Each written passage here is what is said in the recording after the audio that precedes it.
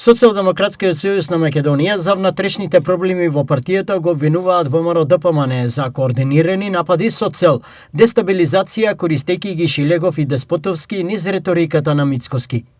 ВМРО ДПМН се оградуваат и прашуваат зошто тие бија напаѓале третата партија во државата и пета во Скопје. Врз сето тоа следуваат организирани напади врз нас и однатре со луѓе кои се купени, некои уценети.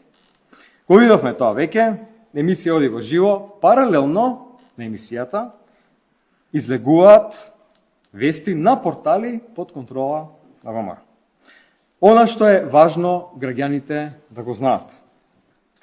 Додека се објавува лажна вест, во позадина се одвива кражба. Додека ние се занимаваме со лажни вести, измислени афери. Жан, Кули и така натаму.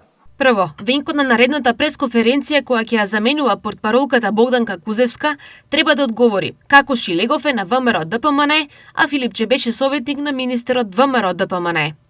Второ, како за кус период сите кои не мислеа како Филипче, за Филипче станаа ВМРО ДПМН преку ноќ. Трето, зошто воопшто ВМРО ДПМН би го рушеле Филипче преку Шилегов, кој СДС како најголем конкурент на ВМРО ДПМН ја направи трета партија во земјава, а пета во Скопје.